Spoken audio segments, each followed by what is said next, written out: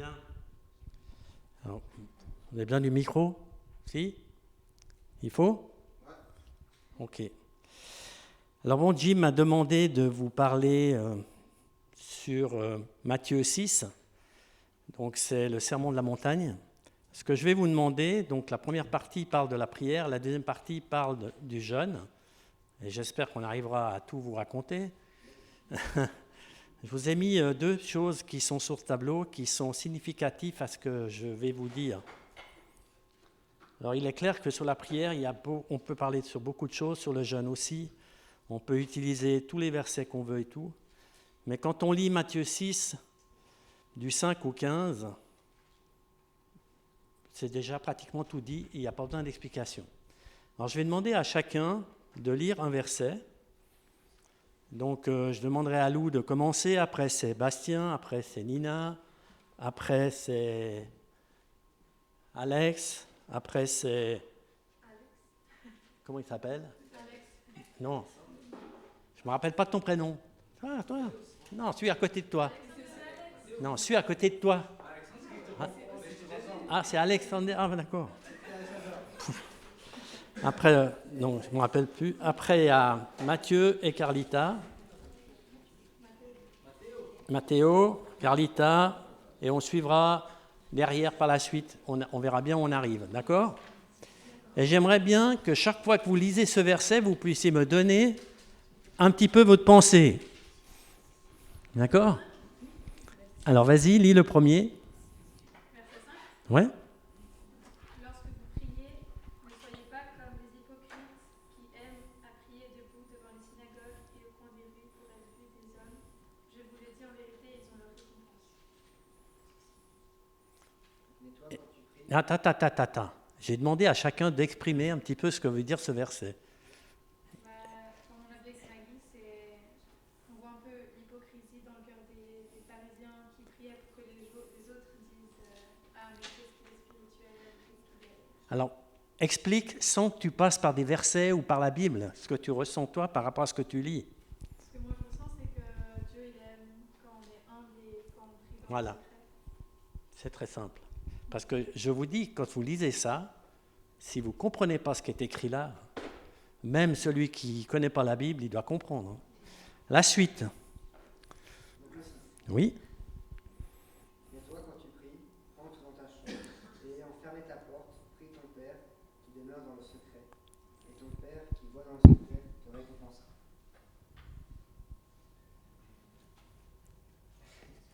Donc c'était désagréablement. Dieu aime l'unité et la discrétion. Donc on parle à lui, pas pour les autres. Donc, il montre l'importance de la prière et la tranquillité d'un lieu pour prier. Verset 7. En priant, ne multipliez pas les paroles comme les membres des autres peuples. Ils s'imaginent en effet qu'à force de paroles, ils seront exaucés. Alors, il est vrai que quelquefois, quand on écoute les prières, il y en a qui ont des prières qui font 25 minutes. 25 minutes. Et là, il vous dit très clairement qu'il faut que ça soit des prières qui soient compréhensibles, très simples, qui touchent le cœur. Verset le suivant. Vas-y, mon grand. Un des deux. Ne leur ressemblez pas, car votre Père sait de quoi vous avez besoin avant que vous lui demandiez. Il nous rappelle qu'il connaît nos... Donc, continue. Voici donc comment vous devez prier. Notre Père qui es aux cieux, que ton nom soit sanctifié. Donc là, on apprend la prière que Jésus nous donne dans sa parole, que tout le monde devrait connaître. On est d'accord? Que tout le monde devrait connaître. Notre Père qui es aux cieux, que ton règne... Donne-nous notre pain quotidien, notre pardonne-nous nos offenses, comme nous pardonnons aussi à ceux qui nous offensent. Ne nous soumets pas à la tentation, mais délivre-nous du mal.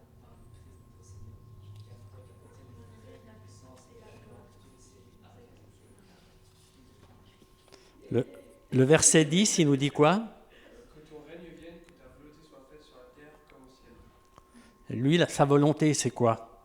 C'est qu'il veut que son royaume soit sur la terre comme au ciel. Le verset 11, ben, c'est très simple. Il pourvoit à nos besoins. C'est ce qu'il veut. Le suivant. Pardonne-nous nos offenses comme nous pardonnons aussi à ceux qui nous ont offensés. Jim en a parlé un petit peu avant. Comment on peut prier si on ne pardonne pas à celui qu'on a offensé? C'est pas possible. Et le Seigneur nous le dit très clairement ici dans ce verset. Le verset 11.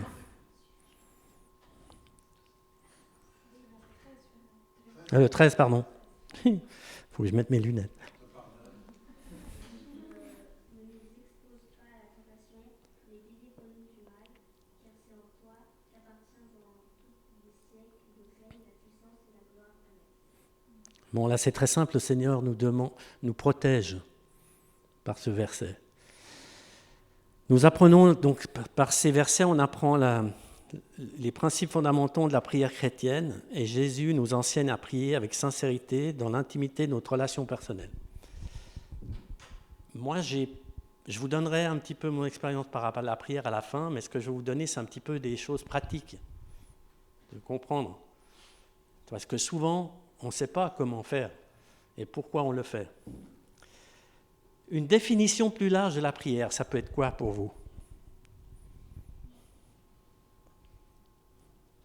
Communiquer avec le Père.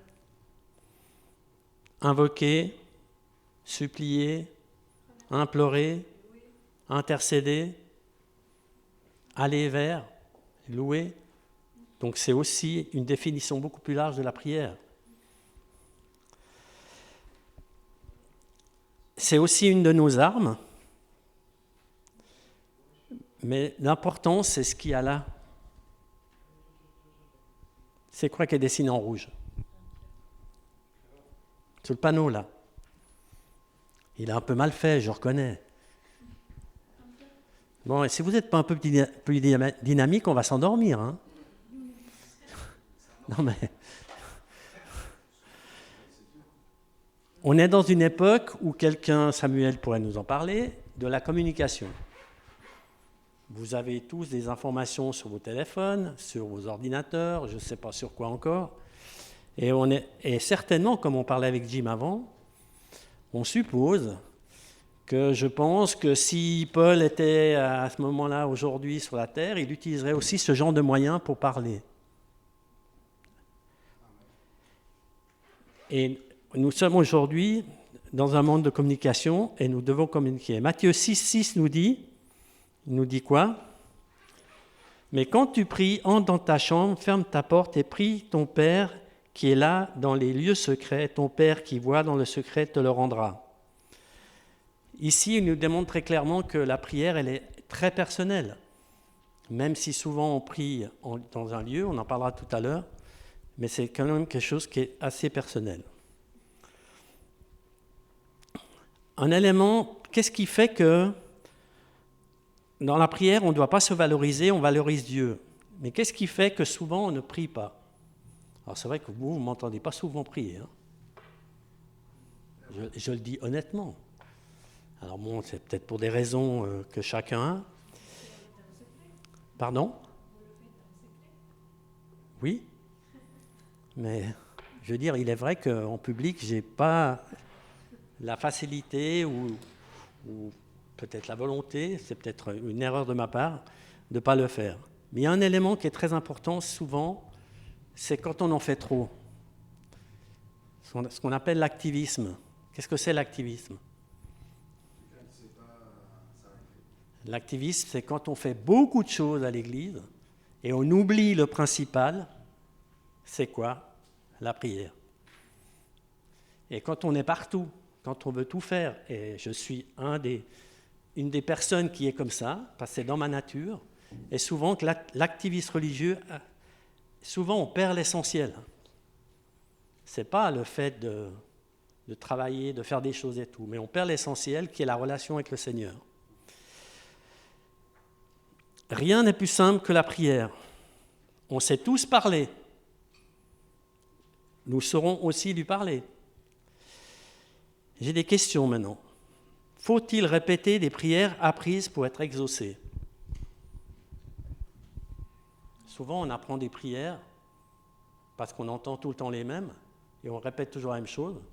Est-ce que ça fait que ça peut qu'elle soit exaucée? À votre avis?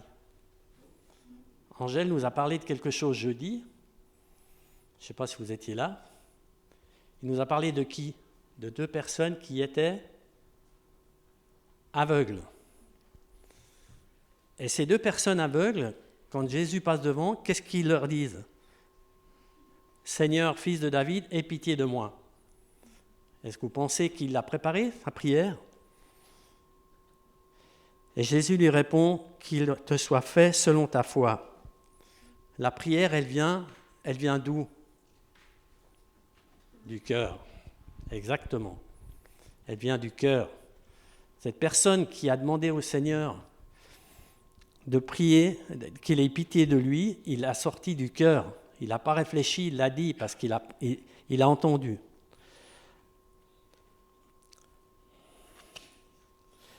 Est-il important de prier? Matthieu 12, 2.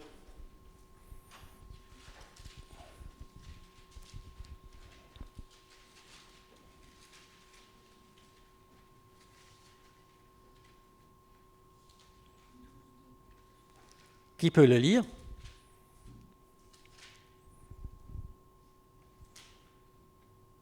Quand les pharisiens vinrent cela, ils dirent à Jésus, regarde tes disciples, ils font ce qui est interdit le jour du sabbat. Ah ben là, j'ai dû faire une bulle. C'est pas ce que je voulais lire. Tu vois, hein, je fais des erreurs.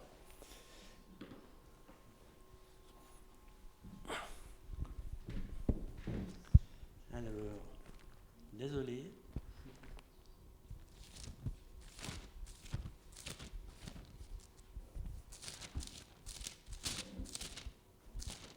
Pourtant, j'avais tout vérifié.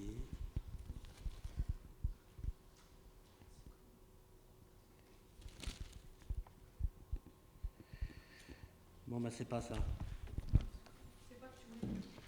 Ce que je voulais dire, c'est que tout ce que vous demandez avec foi, par la prière, vous le recevrez. Hein? Ah, bref. Autre question, faut-il nécessairement croire en Dieu pour prier?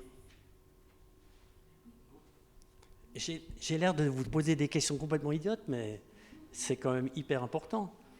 Parce que comment quelqu'un qui ne croit pas en Dieu peut prier? Même si la prière est un élément qui existe depuis des années, hein, depuis tous les temps.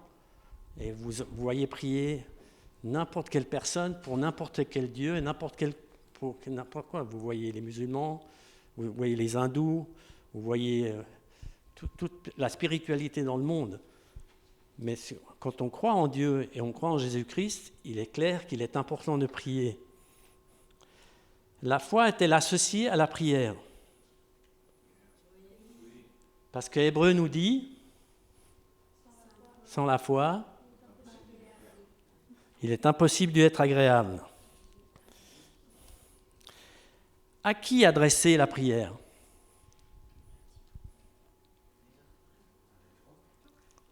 Directement au travers de Jésus-Christ. À Dieu directement au nom de Jésus. Voilà une définition biblique de la prière. À Dieu directement au nom de Jésus. Jean 16, 23, ce que vous demandez au Père, il vous le donnera en mon nom. Faut-il prier au nom de Jésus? Je viens de le dire, oui.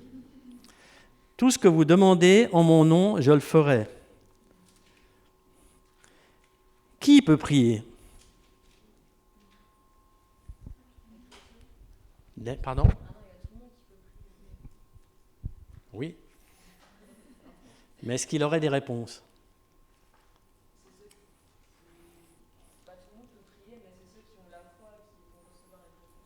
Très bien.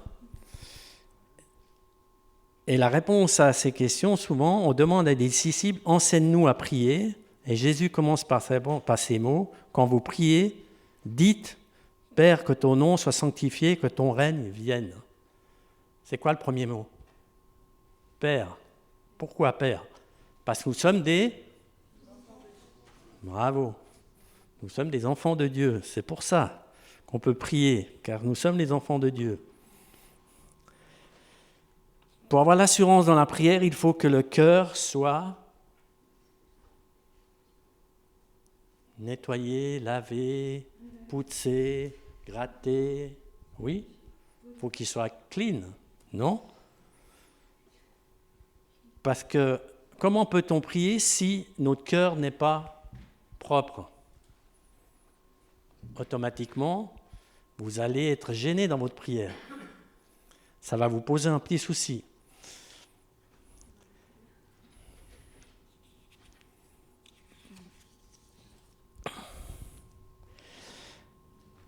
La prière doit être adressée à Dieu et nous avons plein de versets qui nous laissent pas de la place à l'interrogation. Psaume 65, 2.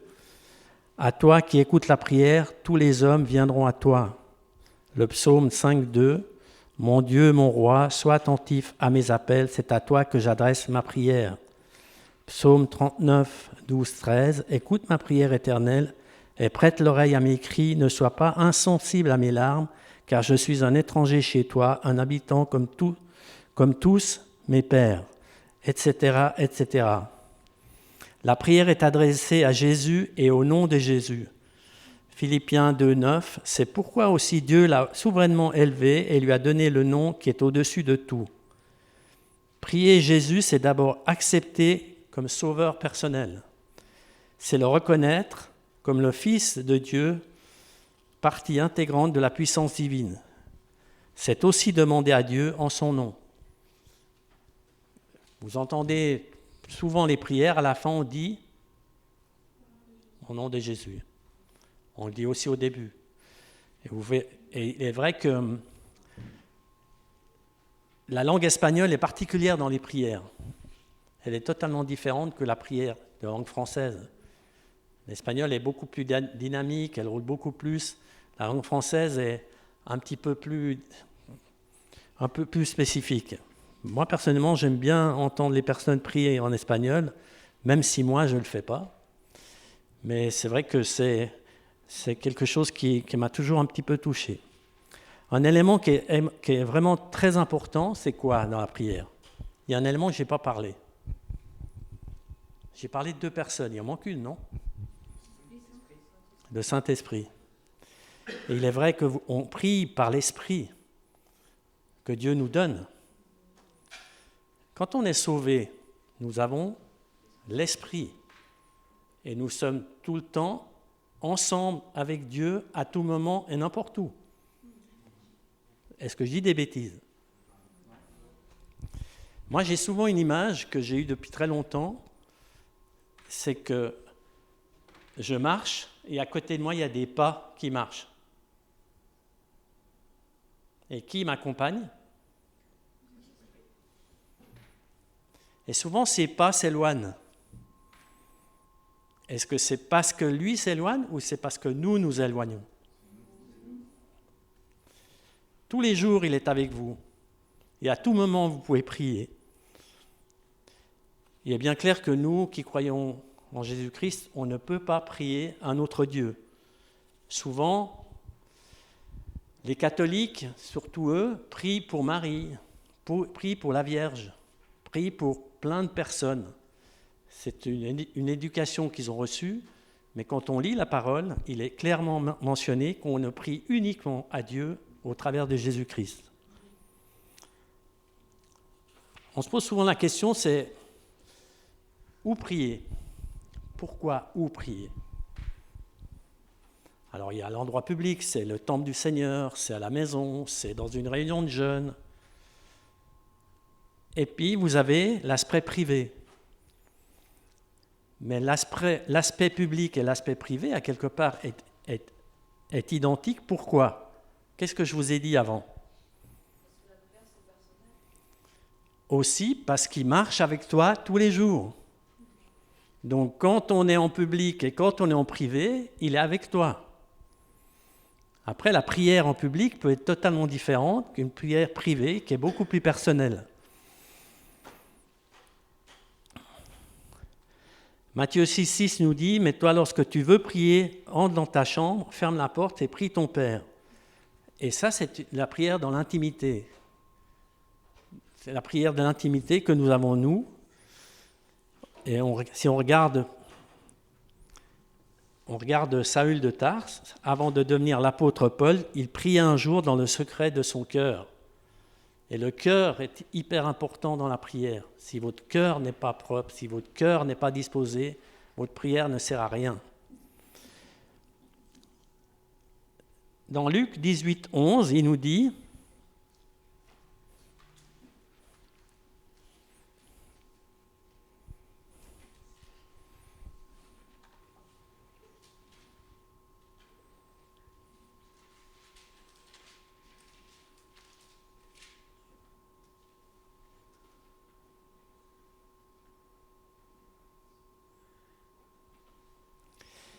Le pharisien debout priait ainsi en lui-même, « Ô Dieu, je te rends grâce de ce que je ne suis pas comme le reste des hommes, qui sont ravisseurs, injustes, adultères ou même comme ce publicain. »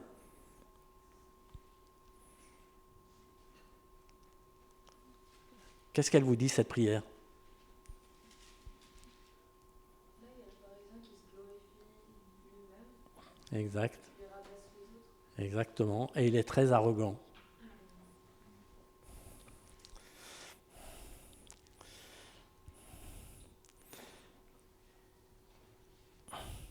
Malheureusement, le cœur, il peut être quelquefois souillé par de mauvaises intentions.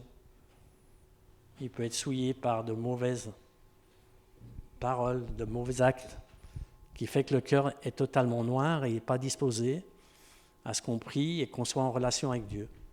C'est le problème de l'éloignement des deux pas à côté de moi.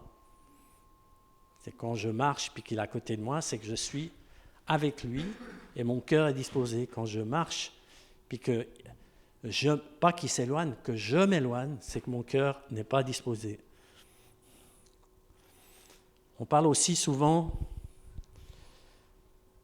il y a souvent aussi des terrains propices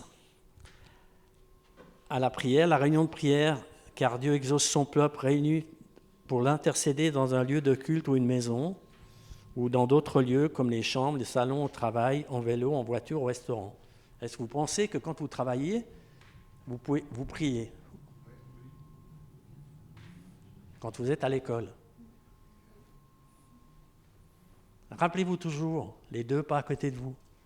Ça ne veut pas dire que vous êtes tout le temps en train de parler avec lui et tout, mais vous êtes en pensée, où il vous guide, où il vous dit. Moi, il m'arrive quelquefois le matin quand j'allais travailler dans la voiture, j'éteignais la radio, j'éteignais la musique, et je priais, et je pensais à la journée, et je pensais ce qui pouvait arriver, ce que je pouvais faire.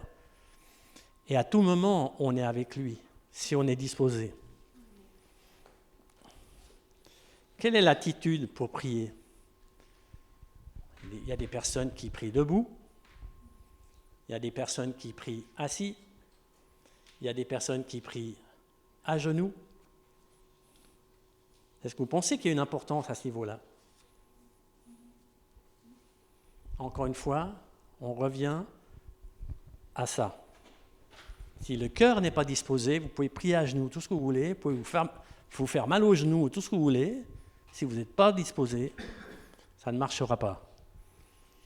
Tant qu'il est disposé, vous pouvez prier debout, vous pouvez prier assis, vous pouvez prier couché, vous pouvez prier, parce que votre cœur est disposé à le faire. Malheureusement, il y a souvent des obstacles dans la prière. Quels sont les obstacles pour vous dans la prière ? Il n'y a pas que le téléphone, hein. Il y a l'ordinateur, il y a la télé, il y a la radio, il y a tout ce qu'on veut. Mais il y a un élément qui est hyper important dans l'obstacle. Oui, bien sûr. Mais souvent, on attend quoi d'une prière ? Une réponse. Et des fois, on n'a jamais de réponse. Et on se pose plein de questions. Et ça, c'est un obstacle. Parce que quand on n'a pas de réponse, on se pose des questions. Mais il ne m'écoute pas. Mais il ne m'aime pas. Mais pourquoi lui et pas moi? Et pourquoi lui, il est pire que moi, et inversement? Et à ce moment-là, quand on n'a pas de réponse, tous les doutes arrivent. Et intervient à ce moment-là la confiance. Et vous devez attendre. Et vous n'aurez peut-être pas la réponse tout de suite. Et vous n'aurez peut-être jamais la réponse. Parce que c'est peut-être pas celle du Seigneur. Et ça, c'est un élément, c'est un obstacle. Il y a aussi naturellement d'autres obstacles. Il y a l'incrédulité. Quand on est incrédule. Il y a aussi naturellement le péché. Il y a aussi un élément très important, qui malheureusement, on l'a tous. Bravo. On est tous orgueilleux, qu'on le veuille ou qu'on ne le veuille pas. Il y en a plus que d'autres, mais malheureusement, l'orgueil, c'est quelque chose qui pèse énormément. Et cet orgueil, il faut se battre avec pour ne pas l'avoir. Et si on a de l'orgueil, impossible de prier et de parler avec Dieu.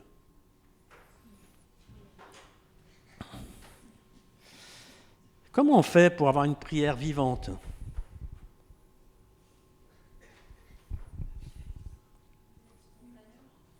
Pardon? Je m'excuse, je n'ai pas compris. Oui?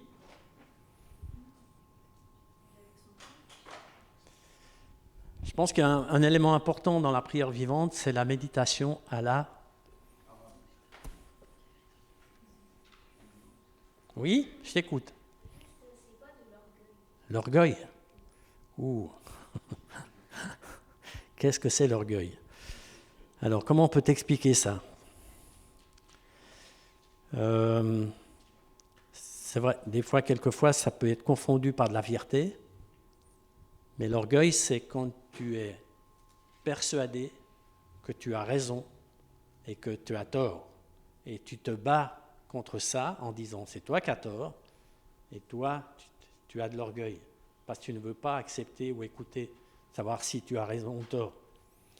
Et te combattre ça, c'est ce qu'on appelle l'orgueil. Quand tu parles avec ta maman, puis que tu n'es pas d'accord, puis que tu dis c'est moi qui ai raison. Hein? Non? C'est te dire après, ben tiens, peut-être qu'elle a raison, maman. Hein? Et ça, on appelle ça de l'orgueil. La prière vivante, elle est au travers de la parole parce qu'on la médite et c'est ce qui permet, plus vous la connaissez, plus vous avez une prière vivante. Alors bon, il y a plein de trucs, je pense qu'il y a chacun a son truc pour savoir comment il prie en intimité.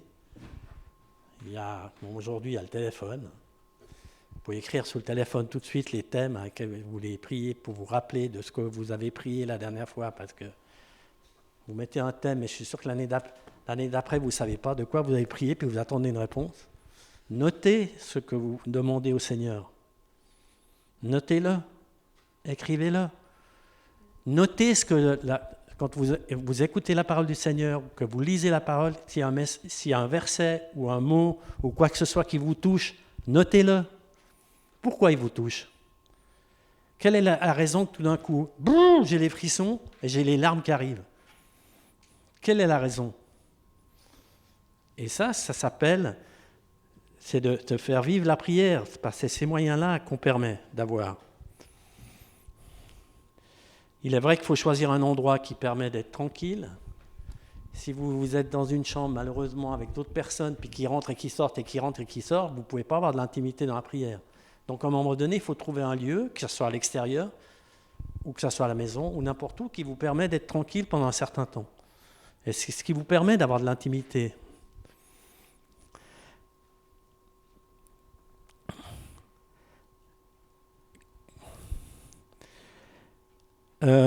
Dieu et ses réponses. Dans Matthieu 14, à un moment donné, il dit « Seigneur, sauve-moi ». et la réponse fut immédiate. Il y a des situations qui font que Dieu vous répond quasiment instantanément, et ce fut le cas de Pierre qui était en danger de noyade à ce moment-là.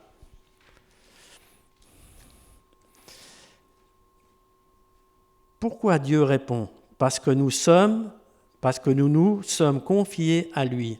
1 Chroniques 5, 20. Car pendant le combat, ils avaient crié à Dieu qui les exauça parce qu'ils étaient confiés en lui. Parce que l'Éternel voit notre oppression ou l'oppression de notre peuple. Parce que l'Éternel se laisse fléchir. Parce que nous l'invoquons.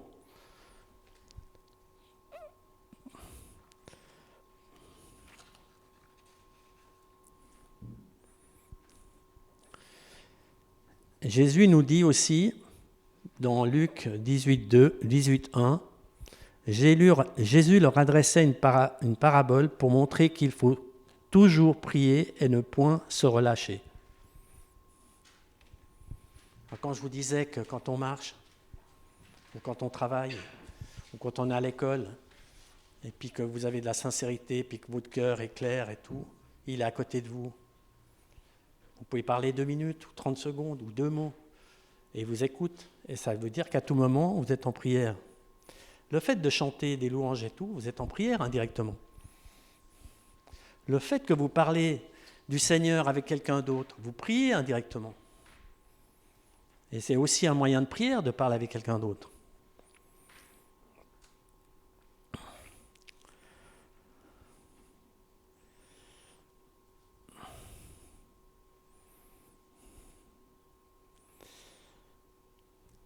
Je vais vous parler un petit peu de mon expérience par rapport à la prière.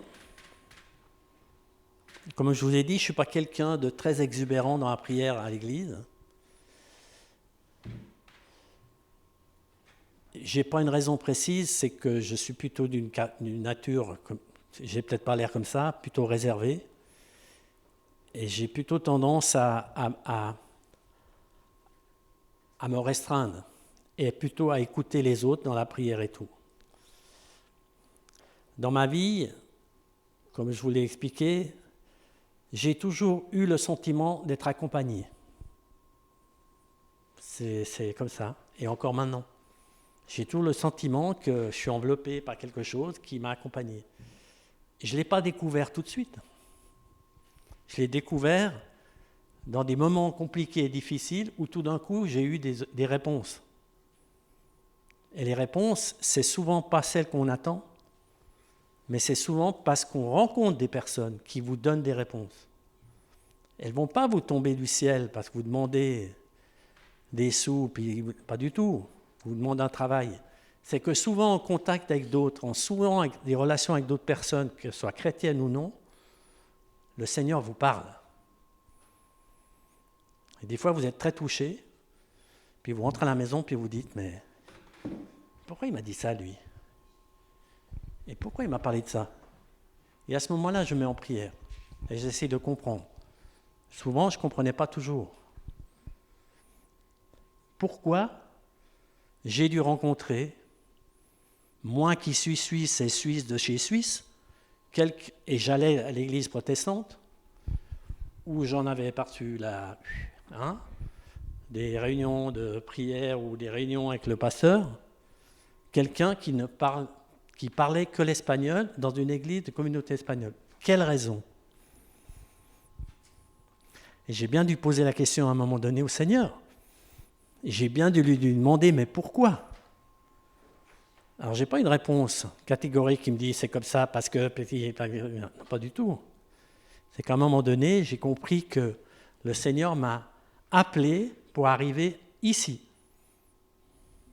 Pour plein de raisons que j'ai découvertes pendant mes 40 ans. Ça fait 40 ans que je suis là. Mes 40 ans, pour plein de raisons que je découvre encore aujourd'hui. Le fait de vous rencontrer, vous, le fait d'avoir rencontré d'autres personnes, le fait d'avoir d'autres personnes. Et à chaque moment, je prie pour comprendre. Alors c'est un petit peu mon défaut parce que souvent, je prie pour comprendre.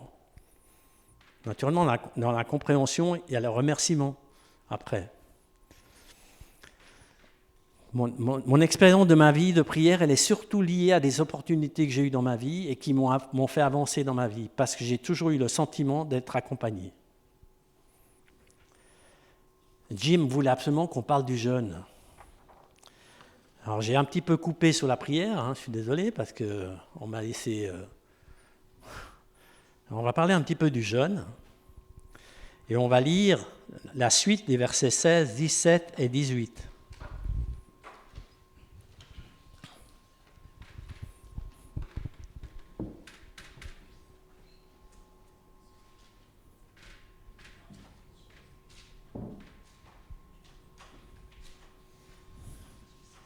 Alors, une question avant de commencer. C'est quoi pour vous le jeûne? Parce qu'aujourd'hui, on ne parle que de ça. On parle que de ça. Vous ouvrez la télévision, vous mettez la radio. Le jeûne intermittent. Vous voulez perdre du poids? Faites le jeûne intermittent. On pourrait faire la prière intermittente. On prie de minuit à 8 heures du matin. Non, là, c'est vrai qu'on dort, là. Mais on prie de 8 heures du matin à 15 heures, puis après, terminé, on ne prie plus. C'est ce qu'on appelle le jeûne intermittent dans ce qu'on appelle le problème alimentaire. Ça veut dire qu'aujourd'hui, on vous dit, mangez de 8 heures à 15 heures, et de 15 heures à 8 heures le lendemain matin, vous ne mangez plus. Est-ce que vous avez entendu parler du jeûne autrement? Il y a le jeûne genevois. Qu'est-ce que c'est le jeûne genevois? À l'époque de Calvin, ils ont créé le jeûne genevois, qui n'est pas le jeûne fédéral, parce que les genevois, il ne faut pas toujours qu'ils fassent la même chose que les autres. C'est que les protestants, ils ont décidé de faire le jeûne genevois un jeudi, où généralement, qu'est-ce qu'on fait au jeûne genevois? La tarte aux pruneaux. Mais normalement, à l'époque, le jeûne genevois, le jeudi, on jeûnait pendant toute une journée. Et le jeûne fédéral, c'est exactement la même chose, mais c'est un lundi. Je vous rappelle que dans la Constitution suisse, l'article numéro 1, c'est quoi?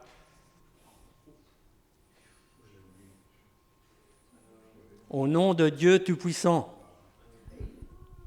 C'est dans la Constitution fédérale suisse, au nom de Dieu Tout-Puissant. Et il y a des partis de gauche, très très à gauche, qui veulent éliminer ce premier article. Parce qu'on est dans un pays qui a été édifié et grandi dans la parole du Seigneur. Le jeûne, lisons les versets 16, 17 et 18.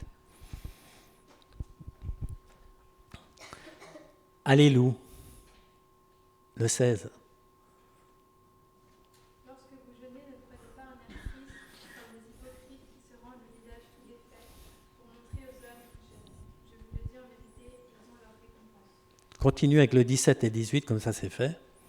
Mais quand tu jeûnes, parfume ta tête et lave ton visage, afin de ne pas montrer aux hommes que tu jeûnes, mais à ton Père qui est là dans le lieu secret, et ton Père qui voit dans le secret te le rendra. Est-ce qu'il y a un parallèle entre le jeûne et la prière? C'est exactement la même chose. À part que c'est un acte qui est différent. Si on n'a pas un cœur disposé, vous pouvez jeûner tout ce que vous voulez, ça ne sert à rien.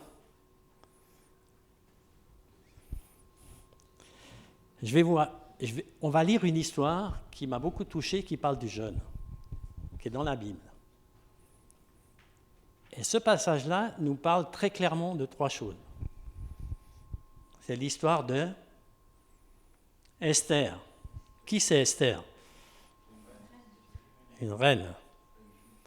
Et à un moment donné, qu'est-ce qui lui arrive? Il y a un méchant qui s'appelle Aman, qui a envie de tuer tous les Juifs. Un génocide, c'est comme malheureusement c'est arrivé. Et ça existait déjà avant. Et on peut lire dans Esther 4, du 10 au 17. Alors, quelqu'un qui peut le lire bien forte, avec une belle voix. Tu peux répéter la réponse? Esther 4, 10 à 17.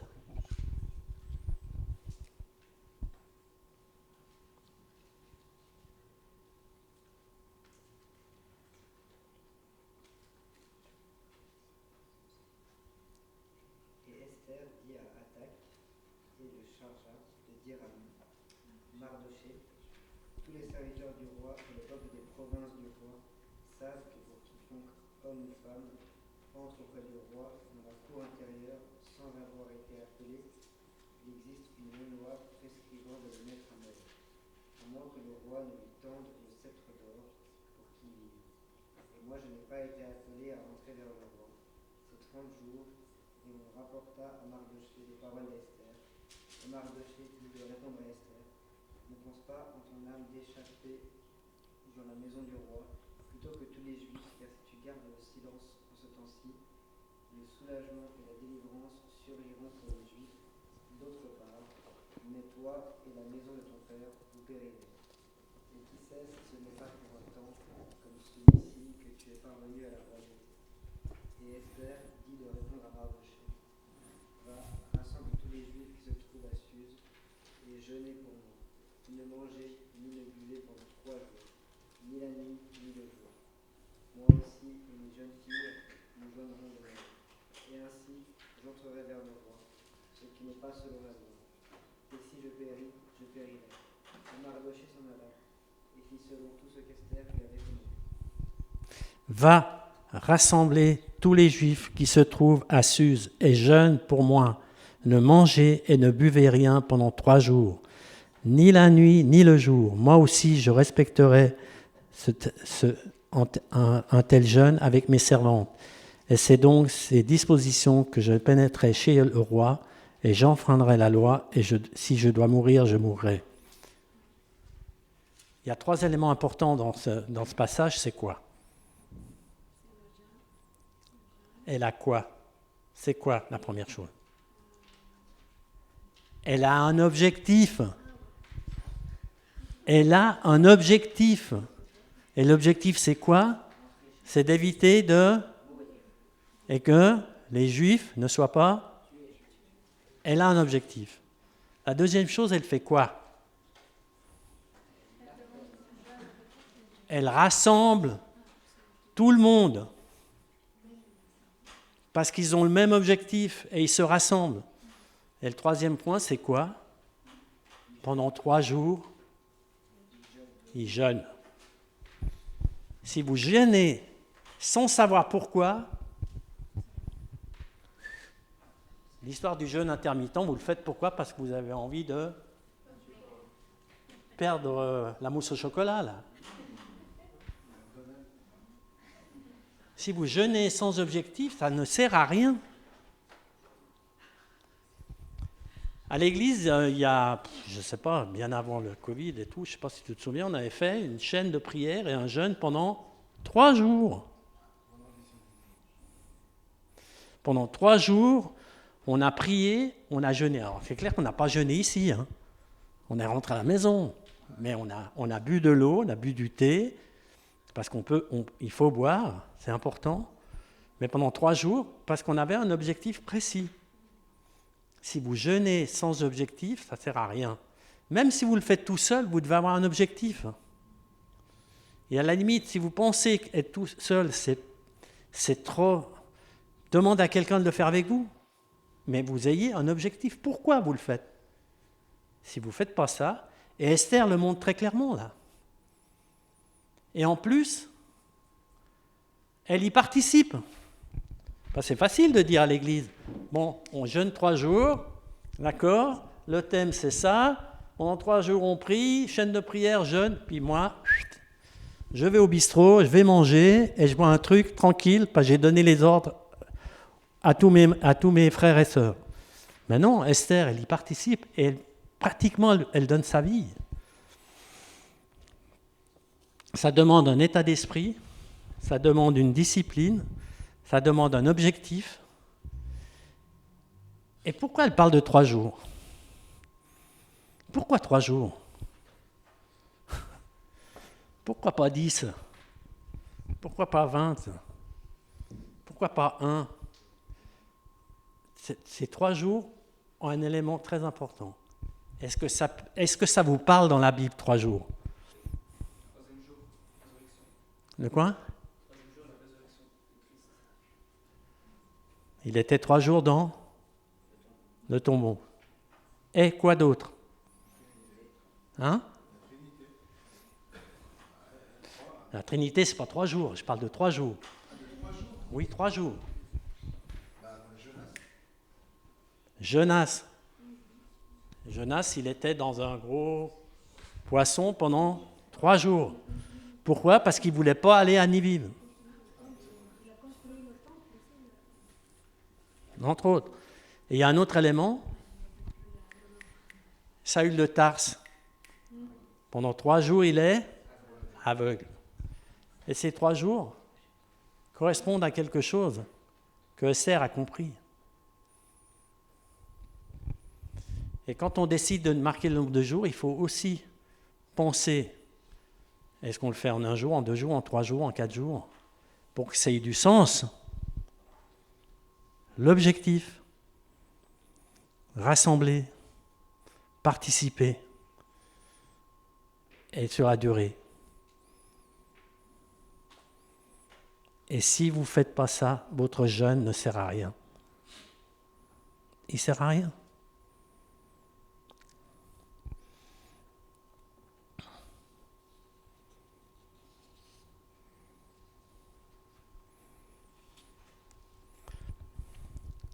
J'ai lu dans un... Parce que naturellement, je ne me suis pas amusé à écrire tout ça de tête. C'est que souvent, on prend des livres, on va sur Internet, on va chercher, on cherche des passages et tout. Et j'ai lu dans un livre où il parle que le service fait partie du jeûne. Très intéressant. Très intéressant. Pourquoi le service pourrait faire partie du jeûne? Parce que la parole nous en parle de ça. Si on lit dans Actes 13, 1 à 3,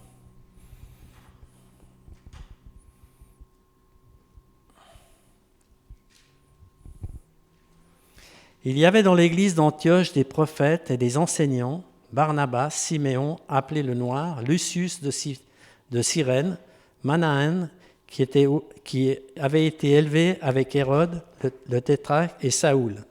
Pendant qu'ils rendaient un culte au Seigneur et qu'ils jeûnaient, le Saint-Esprit dit « Mettez-moi à part Barnabas et Saoul pour la tâche à laquelle je les ai appelés. » Et alors, après avoir jeûné, prié, posé les mains sur eux, il les laissait partir. Donc on voit que la prière et le jeûne est souvent liés dans la parole. Et souvent, ils priaient et ils jeûnaient. Et quand on parle du service, c'est que c'est à ce moment-là qu'il détermine les ministères. C'est aussi à ce moment-là, à un moment donné, Jésus, qu'est-ce qu'il fait quand il choisit les 12 disciples? Il se met à part avec qui? Avec Jésus. Il se met à part et il prie avec Dieu. Et à un moment donné, il jeûne aussi pour savoir qui seraient les 12 disciples. Donc on voit qu'à un moment donné, à chaque fois il y a un objectif, à chaque fois il y a un rassemblement, à chaque fois il y a comment on appelle ça, la personne s'implique, une implication. C'est clair que jeûner, c'est la même chose que la prière. Si vous ne vous repentez pas, ça ne sert à rien de jeûner. Si vous avez de l'orgueil, ça ne sert à rien de jeûner. Si vous avez de l'incrédulité, ça ne sert à rien de jeûner. Si vous avez du péché, ça ne sert à rien de jeûner. Et on voit que la prière et le jeûne sont souvent ensemble. D'ailleurs, dans le texte de Matthieu 6, ce qu'il dit dans la prière, il le dit aussi dans le jeûne. Il parle de l'hypocrisie. Il parle de l'attitude, du comportement.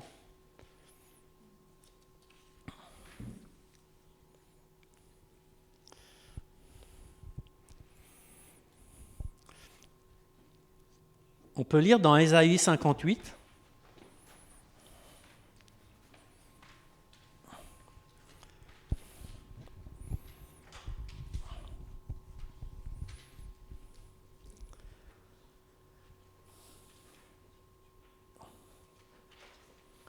La première partie de Ésaïe 58, 3 et 4 et 6 et 7, surtout la première partie, on voit que c'est un jeûne qui est souvent pratiqué par routine. routine religieuse par superstition. Et on lit dans Ésaïe 58, 3, 4, « À quoi nous sert-il de jeûner si tu ne le vois pas, de nous humilier, si tu ne fais pas attention? C'est que le jour où vous jeûnez, vous accomplissez vos propres désirs et traitez durement tous vos ouvriers. Votre jeûne débouche sur des procès, des disputes, sur des méchants coups de poing. Vous ne jeûnez pas comme vous le faites aujourd'hui, de manière à faire entendre votre voix là-haut. » Malheureusement, souvent, on en dispute avec un des frères, une des sœurs, ou à la maison. Et le jeûne, il ne sert à rien. Par contre, on voit à partir du verset 8,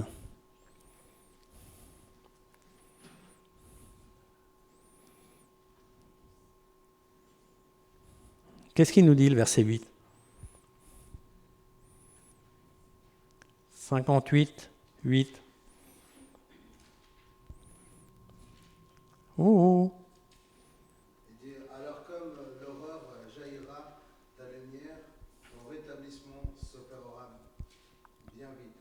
L'éclairage, la lumière divine pour ceux qui marchent à tâtons dans l'obscurité, l'incertitude et le doute. Dans Psaume 32, 8, « Je t'instruirai et je te montrerai la voie que tu dois suivre et je te conseillerai, j'aurai le regard sur toi. » Le verset 9 nous dit,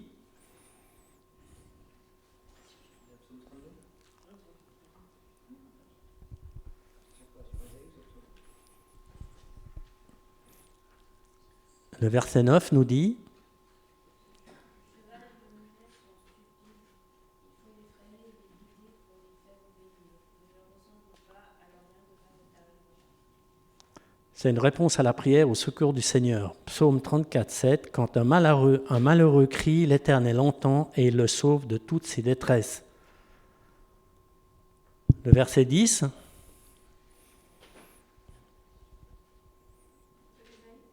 ouais. Si tu donnes ta propre subsistance à celui qui a faim, si tu rassasies l'âme indigente, ta lumière se lèvera sur l'obscurité et tes ténèbres seront comme une nuit. Avoir la certitude d'être rassasié et comblé au milieu des circonstances. Jean 10, 10, « Le voleur ne vient que pour voler, égorger et détruire. Moi, je suis venu afin que les brebis aient la vie et qu'elles l'aient en abondance. » Et le verset 11, qu'est-ce qu'il nous dit ? L'Éternel sera constamment ton guide et répondra à tes besoins dans les endroits arides et il redonnera des forces à tes membres. Tu seras pareil à un jardin bien arrosé, à une source dont l'eau n'arrête jamais de couler. Donc c'est l'assurance d'être guidé et conduit et orienté par le bon berger. Et on connaît tous le verset qui nous dit « Je suis le bon berger donne sa vie pour ses brebis. » La prière, le cœur. Quand on est amoureux, le cœur palpite fort. Et comment on peut faire du mal à la personne avec le cœur qui palpite fort ? Je ne sais pas. Eh bien, on doit avoir la même chose avec le Seigneur. Alors, il est vrai que le Seigneur, on ne le voit pas. Le Seigneur, on le ressent. Le Seigneur, on l'entend au travers de sa parole. Et le Seigneur, on lui parle et il ne répond pas toujours. C'est vrai que quand on est amoureux, on a la personne à côté de soi, on la voit tout le temps, on la voit tous les jours, et on a le ressenti d'avoir une personne à côté de soi.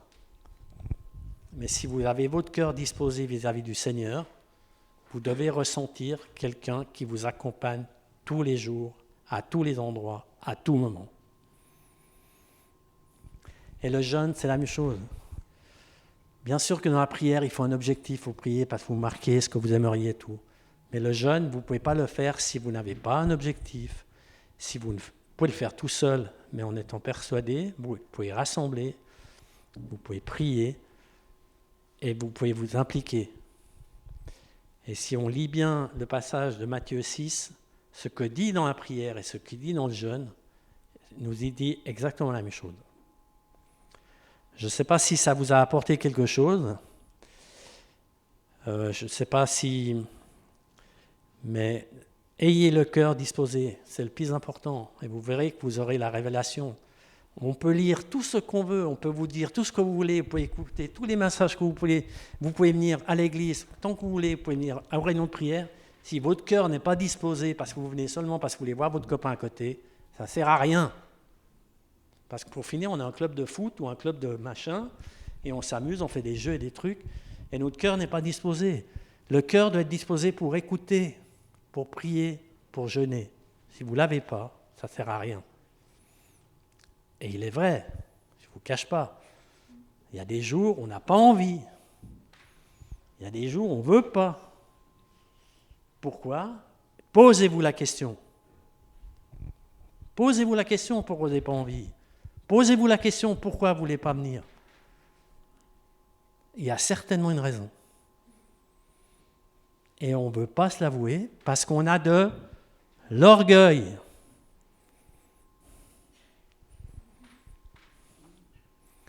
Et moi, des hauts et des bas, j'en ai fait toute ma vie. Hein. Moi, je suis un peu comme le poids. Hein. Je fais du yo-yo. Ben, j'en ai eu. Hein. Mais le Seigneur ne m'a jamais lâché. C'est moi qui suis parti de côté. Et chaque fois, je suis retourné. Il ne vous lâche pas. Quand il s'éloigne, ce n'est pas lui qui s'éloigne, c'est vous qui vous éloignez. Pourquoi ? Parce que vous avez le Saint-Esprit, parce que vous avez été convertis et baptisés, parce que vous croyez par la foi en Jésus-Christ et à la vie éternelle. Merci de votre attention.